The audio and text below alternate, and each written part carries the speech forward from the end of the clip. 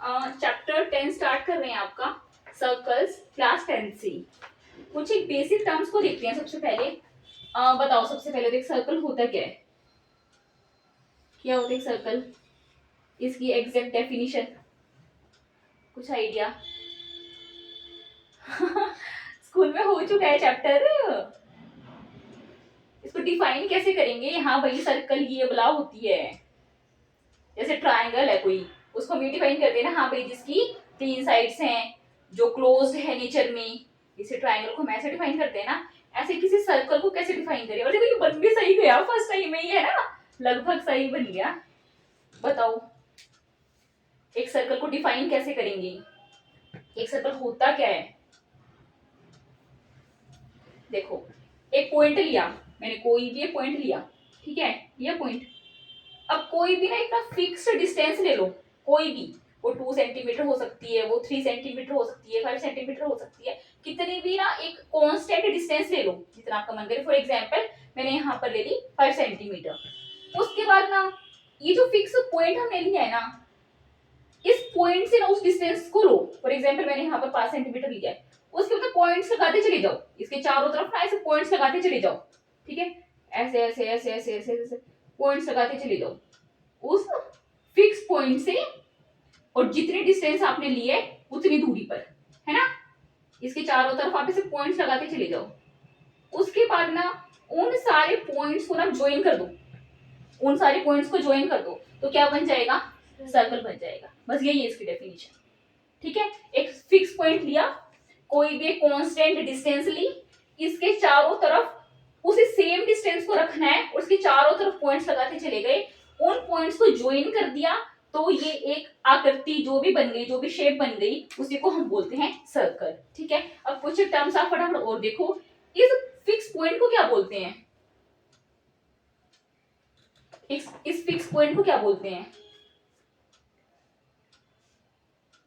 ये तो बिल्कुल बेसिक टर्म्स हैं जो प्राइमरी टाइम में ही शुरू हो जाती हैं, 3rd 4th क्लास में ही। इसको बोलते हैं सेंटर ऑफ द सर्कल। इसको सेंटर बोलते हैं ना। किसी भी सर्कल का सेंटर तो होता होगा। आप लोग वो कंपास यूज करते थे, है ना, उसकी निब को ऐसे रखते थे, उसके अंदर पेंसिल सेट करते थे, उसको ऐसे घुमा लाते थे, तो वो क्या हुआ? ये क्या हुआ आपका? सेंटर ऑफ द सर्कल, ठीक है। ये क्या हुआ? सेंटर ऑफ द सर्कल, समझ गए। अब देखो कुछ एक पॉइंट्स और देखो, जो मैंने आपको बोला कि जो भी आपने ना एक कांस्टेंट डिस्टेंस ली थी, फॉर एग्जांपल हमने यहाँ पर 5 सेंटीमीटर ली थी, ठीक है, एक कांस्टेंट डिस्टेंस को लेके तो आपने इस फिक्स्ड पॉइंट से चारों तरफ डॉट्स लगाए थे, तो इस फिक्स्ड डिस्टेंस को क्या बोलते हैं? कांस्टेंट डिस्टेंस को क्या बोलते हैं? नहीं, डायमीटर नहीं बोलते भाई। ये तो बिल्कुल ही बेसिक टर्म्स हैं, बिल्कुल ही बेसिक, ये तो आपको आनी चाहिए थी। बताती हूँ आपको फटाफट एक बारी। इस डिस्टेंस को हम बोलते हैं रेडियस। रेडियस है ना, रेडियस क्या बोलते हैं? रेडियस, समझ गए? रेडियस, इसका मतलब क्या है? इसको किसी तरह से डिफाइन कर लो। आपने जो ये सेंटर है, सेंटर से इस सर्कमफ्रेंस पर जो लाइन ड्रॉ की, वो क्या हो गई? रेडियस। इसको हम सर्कमफ्रेंस बोलते हैं, इसकी परिधि, है ना। तो क्या है? देखो ये भी एक रेडियस है, ये भी एक रेडियस है। ये मत समझना कि खाली एक ही होती है। बस सेंटर को पकड़ा, उसके बाद सर्कमफ्रेंस के ऊपर आपने कोई भी लाइन ड्रॉ कर दी, वो क्या हो गई? आपकी रेडियस हो गई। अच्छा, रेडियस का डबल क्या हो गया? रेडियस का डबल क्या हो गया? हाँ, डायमीटर। रेडियस का डबल डायमीटर है ना, 2r इक्वल्स ds लिखते थे ना, d इक्वल्स 2r है ना। तो यहाँ पर AB आपका डायमीटर है, AB। इसका मतलब क्या है? सर्कल पर कहीं भी आप रखो, कहीं भी सर्कल पर आप अपनी पेन को, पेंसिल को या मार्कर को रखो, और सेंटर से लाइन पास करा दो, सेंटर से लाइन पास करा दो, जो सीधी आपकी सर्कमफ्रेंस पर ही मिल जाए, है ना, तो वो पूरी लाइन क्या हो गई? डायमीटर। और डायमीटर ना हमेशा पूरे सर्कल को ना 2 इक्वल पार्ट्स में डिवाइड कर देता है ना, 2 इक्वल पार्ट्स में डिवाइड कर देता है। और भी टर्म्स तो बहुत सारी हैं, कोड है, जैसे सेक्टर है, सेगमेंट्स है, लेकिन हम सब कुछ नहीं लेंगे, वरना आप लोग भी खामखा कंफ्यूज हो जाओगे। जितना हमें एक बार ना 10th चैप्टर में नीडेड है ना, उतना हम लेंगे, समझ गए। अब मेन पॉइंट पर आते हैं, जिस पर हमारे क्वेश्चंस हैं। अब देखो, मैं आपको ना 3 अलग अलग तरह के सिनेरियोज देती हूँ, 3 अलग अलग तरह के सिनेरियो देती हूँ, और फटाफट बताते चले जाना मुझे। सबसे पहले बताओ, लाइन का पता है? लाइन क्या होती है? एक लाइन का पता है क्या होती है लाइन? लाइन तो पता होगा क्या होती है एक लाइन? रेखा, रेखा, लाइन। लाइन लाइन होती है। ओहो बहुत बढ़िया भाई, कुछ भी कर देखो। लाइन का मतलब क्या होता है? कोई भी, ये एरोज है ना, एरोज ये क्या दिखाते हैं कि ना ये दोनों डायरेक्शंस में ना इनफाइनाइटली मूव कर सकती है। अभी बस आप इतना ही समझ लो, कोई भी रेखा ऐसे ही समझ लो जो दोनों डायरेक्शंस में इनफाइनाइटली मूव कर सकती है। तो ये हमने ली है कोई लाइन, P2 हमने कोई लाइन ली है, ठीक है। ये हमने लिया सर्कल, ये आपका फर्स्ट केस है। अब देखो ये सर्कल और ये लाइन टच कर रहे हैं? टच नहीं कर रहे ना, तो इस चीज को हम बोलेंगे कि ये लाइन है ना, लाइन नॉन इंटरसेक्टिंग है, कहीं इंटरसेक्ट नहीं कर रही, इस सर्कल को कहीं भी इंटरसेक्ट तो नहीं कर रही ना, तो हम इसको क्या बोलेंगे? ये नॉन इंटरसेक्टिंग है। समझ के, ये हो गया हमारा केस 1, समझते जाना, ठीक है। अब मैं लेती हूँ दूसरा केस। इसमें मैंने एक सर्कल लिया, ठीक है, इसमें मैंने एक सर्कल लिया। अब की बार किसी भी लाइन को ना इसके थ्रू पास करा दिया, इसके बाद मैं किसी भी लाइन को ना इसके थ्रू क्या करा दिया? पास करा दिया। ये लाइन लगा लो PQ थी आपकी, ठीक है। लेकिन अब इस लाइन का एक नाम होगा प्रॉपर, इस लाइन क्या बोलेंगे फिर इस लाइन को? अब इसको हम खाली लाइन नहीं बोलेंगे, इसको कुछ बोलेंगे। क्या बोलेंगे? फॉर एग्जाम्पल ये सर्कल को A और B 2 पॉइंट्स पर टच कर दिए, अब क्या बोलेंगे इसको? नहीं डायमीटर। अरे कहीं तुमने देखा मैंने सेंटर बनाया? कोई लाइन पास कर रही है सेंटर से? नहीं कर रही ना। तो इस लाइन को अब हम बोलेंगे सीकेंट। ये आएंगे क्वेश्चन से 1 नंबर में। इस लाइन को हम क्या बोलते हैं? सीकेंट। क्या बोलते हैं? सीकेंट, ठीक है। इस लाइन को हम बोलते हैं सीकेंट, समझ गए। तो सीकेंट कौन सी लाइन होगी?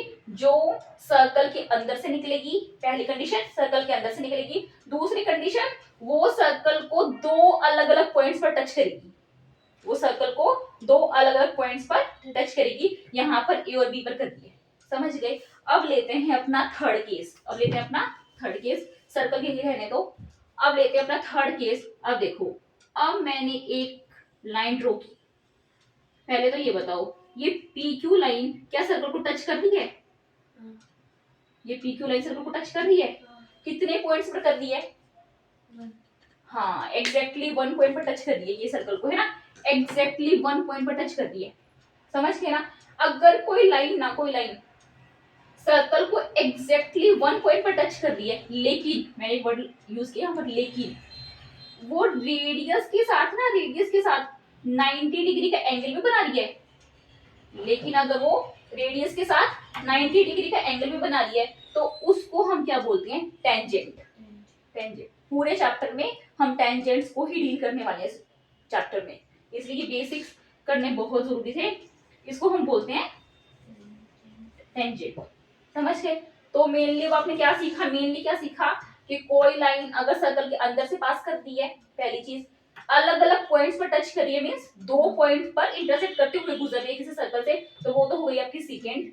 अगर वो एक ही पॉइंट से टच कर रही है, सर्कल के बाहर से जा रही है, रेडियस के साथ 90 डिग्री का एंगल बना रही है, तो वो क्या हो गई आपकी? टेंजेंट, समझ गए। हमेशा टेंजेंट ना सर्कल के बाहर से पास करेगी। कहां से पास करेगी? सर्कल के बाहर से। अब देखो, और इस पॉइंट का एक नाम भी है, सर्कल के जिस पॉइंट से वो पास कर रही है ना, उस पॉइंट का एक नाम भी है। उस पॉइंट को क्या बोलते हैं?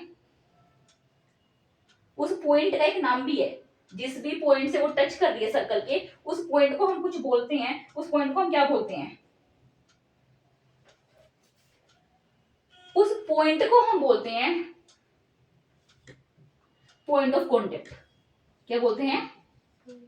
पॉइंट ऑफ कांटेक्ट, समझ गए।